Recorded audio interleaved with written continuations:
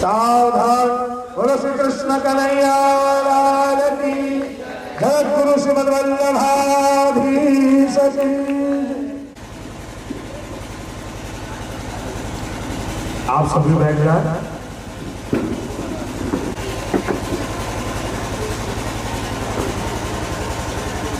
बोलो श्री वल्लभाधीश की। आदरणीय श्री विश्वनाथ अग्रवाल जी, आपसे आग्रह है आप आए ताकि पीछे वाले को भी सम्यक रूप से दर्शन हो।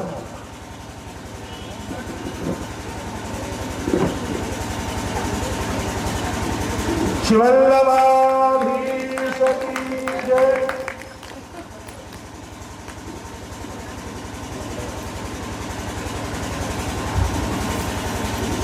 विजिलेंस पटना से आदरणीय श्री व्यास। बोलो श्री वल्लभाधीश की जय। इस भयानक शीतकाल में जो इस अन्नकूट उत्सव की शुरुआत है, जिनके सब प्रयास, सब प्रेरणा, आशीर्वाद, सामर्थ्य बल, प्रमेय बल से ये उत्सव प्रारंभ हुआ। सर्वप्रथम मैं भावात्मक रूप से आपके परम पूज्य पितृचरण षष्ठ पीठाधीश्वर गोस्वामी श्री श्याम मनोहर जी महाराज श्री को दंडवत प्रणाम करता हूँ, जिनके आशीर्वाद से और जिनके अद्भुत प्रयास से, अनुग्रह बल से हम इस आनंद को ग्रहण कर रहे हैं। आप श्री के आत्मज परम पूज्य गोस्वामी 108 श्री प्रियेंद्र बाबा साहब, जो अत्यंत संप्रदाय के प्राचीन मेल मर्यादा और शास्त्रीय सिद्धांतों के बड़े ही आग्रही परम विद्वान विद्योपासक परम पूज्य गोस्वामी आचार्य श्री के चरणों में दंडवत प्रणाम करता हूँ और आप सबकी ओर से चरणारविंद में विनती करता हूँ कि अब आप श्री के वचनामृत प्रारंभ हो और हमें पुष्टि पथ पे आगे चलने की प्रेरणा प्राप्त हो, यही विनती है। साथ ही मैं एक बधाई और दे दूं, आज वाराणसी से 20 वैष्णवों का आगमन हुआ है, उनके लिए भी ताली बजा करके हम उनका स्वागत करते हैं। और अब सिर्फ और सिर्फ जिनके वचनामृत के लिए हम सब लालायित हैं, ऐसे पूज्य आचार्य श्री को मैं विनती करता हूँ, आपके वचनामृत प्रारंभ होंगे।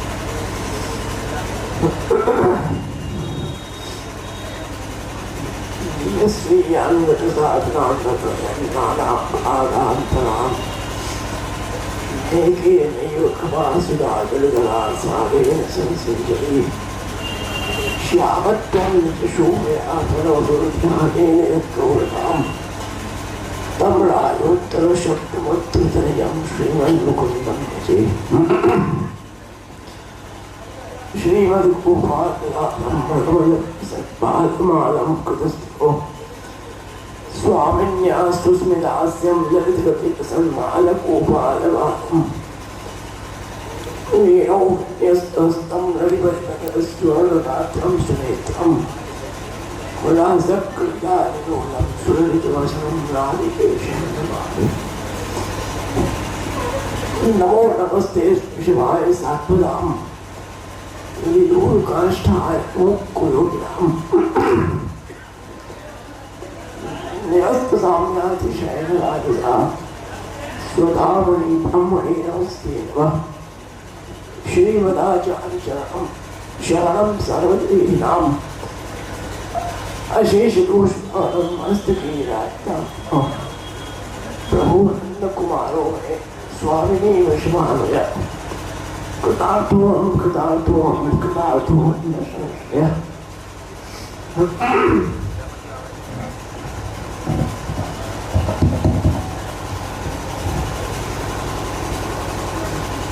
सर्वतः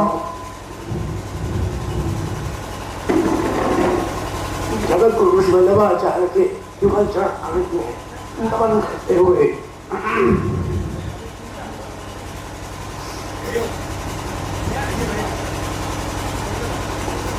परम पूज्य पितृ चरण के चरणों में नमन करते हुए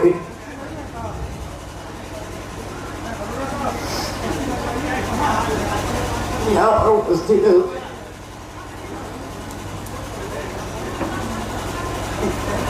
श्री वल्लभाचार्य चरण की बैठक जी के मुखिया जी, उनका परिवार,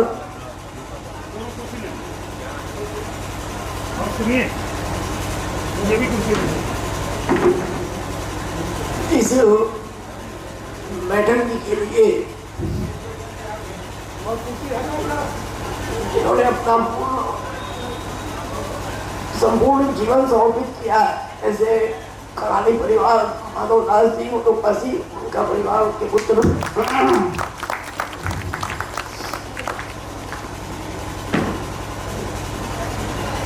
समस्त उपस्थित सभी पटना के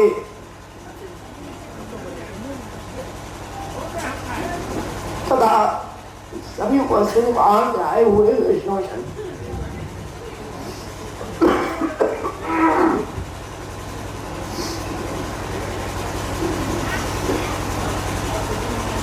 जैसा कि आपको मुखिया जी ने बताया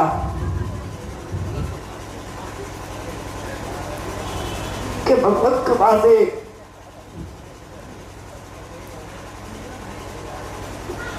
माओ के आशीर्वाद से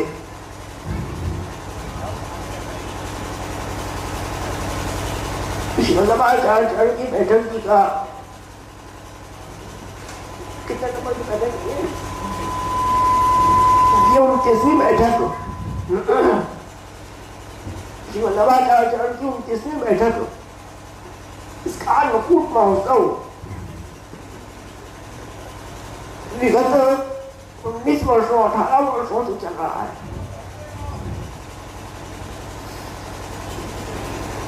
ये 19वां वर्ष है।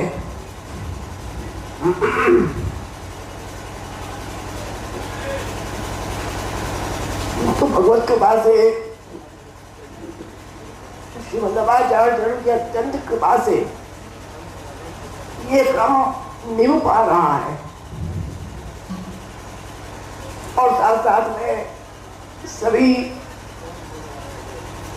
पटना के वैष्णवों का विशेष सेवा भाव के आग्रह से ये क्रम निभ हो रहा है।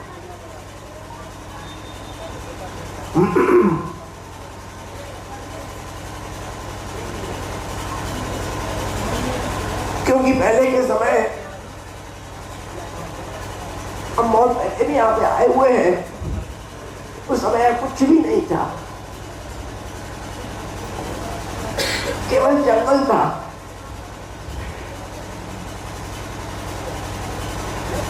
परंतु प्रभु कृपा से, उनकी प्रेरणा से, तो विशेष करके हमारे माधवदास जी, उनके पुत्री बैठे हैं, कोई सब मालूम है, उनके विशेष आग्रह से और उनके विशेष सेवा भाव से इस बैठक का जीर्णोद्धार प्रारंभ हुआ।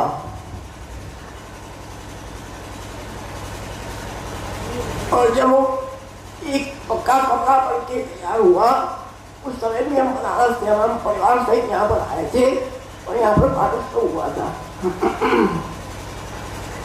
उस समय हम लोग भी बनारस में लगभग नया ही तिलक हुआ था हमारा भी। अब तो प्रभु के पास 32 वर्ष हो गए हैं।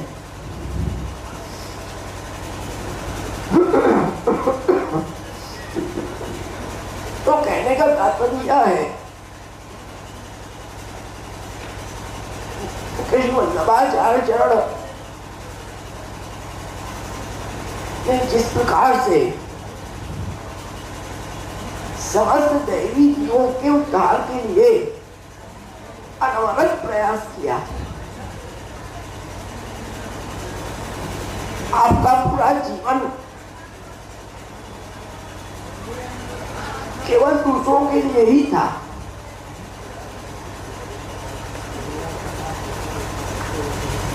श्री वल्लभाचार्य चरण ने अपने स्वयं के लिए कुछ भी नहीं किया, सब जीवों के लिए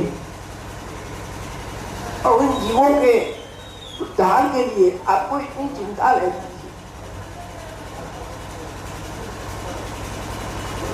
उसका गीता जागता उदाहरण है, यहाँ पर बैठक जी हैं। आप सब विचार करो, आज से 500 वर्ष पूर्व इस जगह की क्या स्थिति रही होगी, कैसा विशाल जंगल, कैसा पियड़ होगा। उस स्थिति में भी सब जगह जगह आप पधार के और वो भी खुले चरणारविंद से श्री वल्लभाचार्य जी जब तक भूतल पे विराजे, आपने कभी चरण पादुका धारण नहीं की। आपने 3 पृथ्वी परिक्रमा की, 3।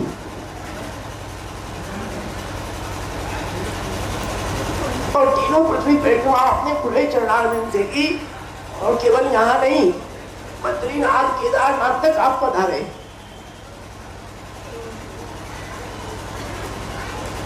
तो किस लिए पधारे, इस चीज का विचार करो, किस लिए पधारे, इतना परिश्रम आपने क्यों लिया। एकमात्र कारण था समस्त देवी जीवों का उद्धार और श्रीमद् भागवत की पुराण का प्रकाशन और मायावाद का खंडन करके शुद्धाद्वैत ब्रह्मवाद की स्थापना, और कोई दूसरा कारण नहीं।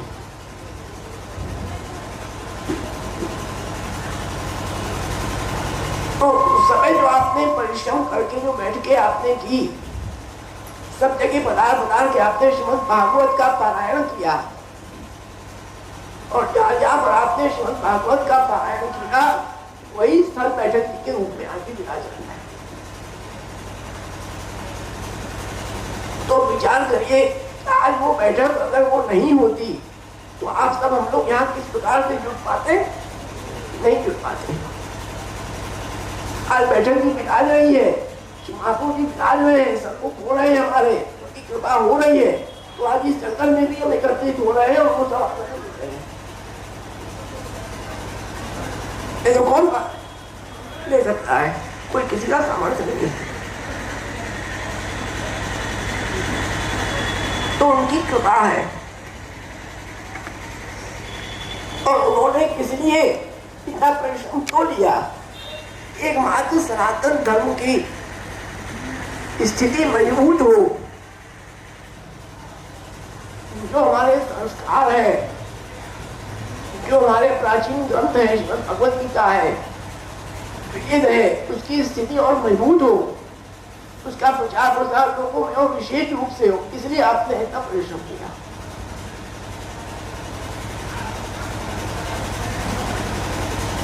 क्योंकि आज की स्थिति इतनी खराब है कि लोग अपने संस्कार से, अपने गंतव्य से बिल्कुल भागते चले जा रहे हैं।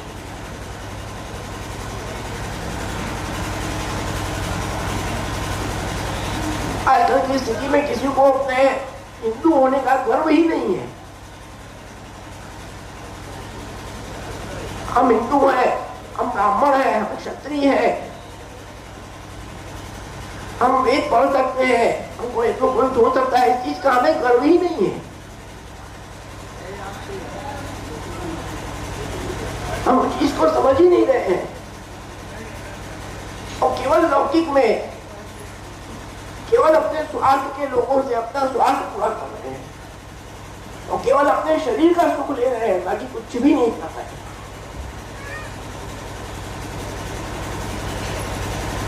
आज जो भी कुछ आपको दिख रहा है या आपको लौकिक में आनंद आ रहा है, वो सब आनंद कब तक है, जब तक आपका शरीर है। जब शरीर नहीं रहेगा तो आनंद कौन देगा। ये सब शरीर का आनंद है, परंतु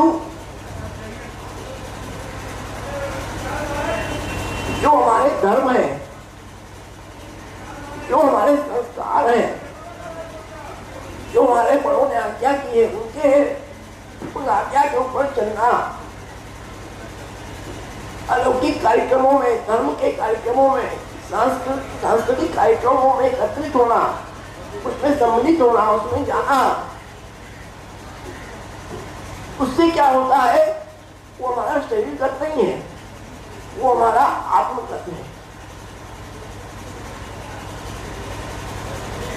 आज के समय में हम अपने शरीर के लिए तो खूब प्रयास करते हैं, खूब उसका ध्यान रखते हैं, परंतु इस शरीर को चला कौन रहा है? क्या आपका होश है? इस शरीर को कौन चलाता है? आप चल रहे हो, फिर रहे हो, खा रहे हो, पी रहे हो, सो रहे हो, इसे कौन करा रहा है? आपके अंदर बैठा हुआ आत्मा। अगर आपके अंदर से आत्मा निकल गई तो आपका शरीर कुछ काटता। आप अभी बैठे हो, एक सेकंड में अगर आपका प्राण छूट गया, आप बिल्कुल बेकार हो गए, कोई मतलब के नहीं रहोगे। परंतु हमें इस चीज का होश नहीं है।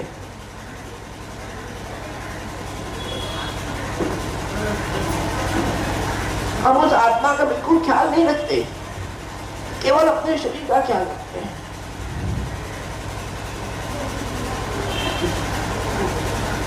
जिस प्रकार से एक वृक्ष होता है, उस वृक्ष की अगर जड़ में आप पानी मत डालो, केवल पत्ते पे पानी डालो, तो कितने दिन वृक्ष खड़ा रहेगा, इसको आप सब जानते हो। वो अच्छा हरा भरा वृक्ष है, उसकी जड़ में पानी मत डालो, पत्तों में पानी डालो, तो क्या वो वृक्ष खड़ा रहेगा? नहीं रहेगा, क्योंकि उसकी जड़ में आप पानी नहीं दो। उसी हिसाब से श्रीमद् भागवत क्या कहती है? यथा करोड़ मूल निषेचनेन तृप्यन्ति स्कंद भुजोपशाखा प्राणों को आराध्य यथेन्द्रियाणाम तथैव सर्वार्हणं अत्युतेज्य। यथा करोड़ मूल निषेचनेन, जिस प्रकार के एक वृक्ष के जड़ में पानी डालने से संपूर्ण वृक्ष हरा भरा हो जाता है, उसी प्रकार से यदि हम अपने आत्मा का सिंचन करेंगे तो पूरा शरीर हमारा हरा भरा रहेगा। फिर आपको अलग से शरीर का ध्यान देने की आवश्यकता नहीं है। तो ये जितने आध्यात्मिक कार्यक्रम होते हैं, धार्मिक कार्यक्रम होते हैं, सनातन धर्म के कार्यक्रम होते हैं, वो सब क्या है? हमारे आत्मा को पोषण देने वाले हैं। हमारे शरीर को पोषण नहीं देते, वो हमारे आत्मा को पोषण देते हैं। आप शरीर को पोषण दो, आत्मा को पोषण ही ना दो, तो आपका आत्मा को ताकत आएगी कहाँ से? इसीलिए आज के समय में जो ऐसे भी केस समझ में आते हैं, छोटे छोटे बच्चे जवान करके डिप्रेशन में आ जाते हैं। आजकल खूब सुनने में आ रहा है, छोटी छोटी उम्र के लड़के, थोड़ा सा कुछ हुआ, नंबर कम आया, कुछ ये हुआ, तो डिप्रेशन में आ गए, तो अपने शरीर का त्याग कर दिया। ऐसी स्थिति हो रही है आजकल। छोटे छोटे उम्र में क्या क्या रोग लग रहे हैं, तो क्यों हो रहा है? क्योंकि वो अपने आत्मा का पोषण नहीं करते। जिस दिन अपनी आत्मा का पोषण करने लग जाएंगे, उस दिन से ये सब समस्याएं कभी हमको नहीं आ सकती। इसलिए हमारे गुरुओं ने, हमारे आचार्यों ने, श्रीमद्भागवताचार्य चरण ने, श्री प्रभु चरण ने ऐसा मार्ग दिखाया, जिस मार्ग में जब हम आते हैं तो हमारे आत्मा का पोषण ही होगा, और जब आत्मा का पोषण होगा तो स्वतः हमारे शरीर का पोषण हो जाएगा। फिर उसकी हमें अलग की आवश्यकता नहीं है। हमारे आचार्यों ने ऐसा मार्ग दिखाया है। हमारे सनातन धर्म में ऐसे ग्रंथ है, श्रीमद् भगवद गीता है, वेद है। हमें तो गर्व होना चाहिए कि हमारा सनातन धर्म कितना प्राचीन है, सबसे प्राचीन है। और सबसे ज्यादा प्रामाणिक है। आज जितने भी दूसरे धर्म है, जितने भी सब अलग अलग जितने भी धर्म है, वो सब कहाँ से निकले हैं? सब वेद से निकले हैं, सब सनातन धर्म से ही निकले हैं, उससे अलग कोई भी नहीं है। सब उसी की शाखा है। जब अगर पहले आप विचार करो, पूर्वानुमान करो, तो कहीं ना कहीं से उनका लिंक वेद से ही मिलेगा और कहीं अलग मिल ही नहीं सकता। सब कुछ वेद के अंदर ही है, श्रीमद् भगवत गीता के अंदर ही है, श्रीमद् भागवत के अंदर ही है और ब्रह्मसूत्र के अंदर है।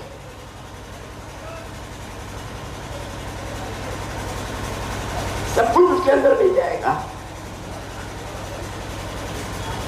परंतु हमें उस चीज का ख्याल नहीं है।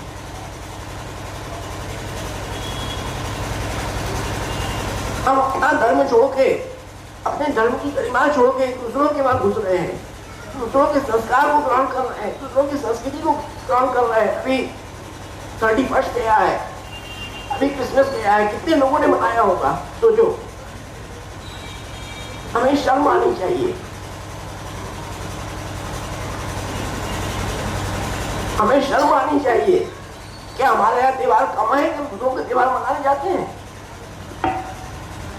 हमें शर्म आनी चाहिए इस चीज, लेकिन शर्म नहीं आती। हम अपने आप को बड़ा ऊंचा बताते हैं। जब 31 की पार्टी में जाते हैं या क्रिसमस मनाते हैं हम, तो अपने आप को बड़ा ऊंचा मानते हैं। देखो कितने एटिकेट है हमारा, कितने नए जमाने के हिसाब चल रहे हैं। लेकिन आप नए जमाने नहीं, आप महामूर्ख हो, आपको होश नहीं है अपने संस्कार का, अपनी संस्कृति का। हमारा सनातन धर्म क्या कहता है? तमसो मा ज्योतिर्गमय। और ये क्या कहता है? ईसाइयों का धर्म क्या कह रहा है? 31 के दिन नया साल हुआ, अंधेरा करो। यही होता है ना, क्या होता है? अंधेरा करते हैं मूर्ख। और जब नया साल आना बढ़ती है तब लाइट कर, अरे अंधेरे में तुम नया साल मनाते हो, ऐसे बेवकूफ हो। हमारा ये धर्म नहीं है, हमारे संस्कार नहीं है ये। हमारा संस्कार क्या है? तमसो मा, अंधकार को मत लाओ, ज्योतिर्गमय, ज्योति लगाओ। लेकिन हम इतने बेवकूफ है कि अंधेरे में जाते हैं। हमारे पास प्रकाश है, हम अंधेरे में जाते हैं। अपना जन्मदिन होता है, अपने मुंह से फूंक के हम मोमबत्ती बुझाते हैं। ऐसे बेवकूफ हैं हम। प्रकाश को उल्टे अंधेरे में ले जाते हैं हम। कितना गलत है ये, मजाक की हंसी की बात नहीं है, इस बात को समझिए। ये करके हम बहुत गर्व महसूस करें कि बहुत खराब स्थिति है हमारी। उल्टे अगर हमें कोई कहे तो हमें उसको बिल्कुल स्पष्ट ना कहना चाहिए कि नहीं हम क्यों मनाएंगे, ये हमारा कोई त्योहार नहीं है। हमारा जब नया साल आएगा, चैत्र शुक्ला प्रतिपदा संवत्सर, तब हम मनाएंगे। ये हमारा नया साल थोड़ी है। ये हमारे अंदर एक मजबूती होनी चाहिए, हमारे अंदर गर्व होना चाहिए अपने सनातन धर्म का, अपने संस्कारों का, अपने त्योहारों का। कुछ नहीं है, अपना त्योहार मनाते नहीं, दूसरों का त्योहार हम मनाते हैं। ये स्थिति जो आजकल हो रही है, ये स्थिति बहुत ही खराब है। अभी तो उनको बड़ा अच्छा लग रहा है, लेकिन आगे जाके ये हमें किस अंधेरे में ढकेलेगी इसका आप अनुमान नहीं लगा सकते। इस चीज को सुधारने की बहुत आवश्यकता है। हमारे आचार्यों ने, हमारे बड़ों ने जो हमें धर्म की उंगली पकड़ाई है, हमारे संस्कारों को दिया है, उसको हम न छोड़ें, उसको साथ लेके चले, उसके अनुसार अपना जीवन रखें, तभी हमारा जीवन सही तरीके से चल सकता है, नहीं तो नहीं चल सकता। शेष तक कहते हुए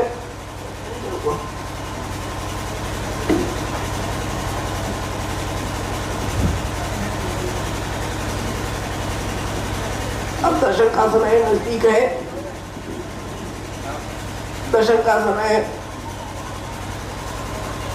प्रभु कृपा से अपन सब दर्शन करें। सन्मुख हो श्री महाप्रभु जी के इतने कहते हुए प्रभु कृपा से जो यहाँ पर एक कार्यक्रम प्रतिवर्ष हो रहा है, वो कार्यक्रम इसी प्रकार से सभी वैष्णव के सहयोग से, उनके सेवा भाव से ऐसा ही चलता रहे।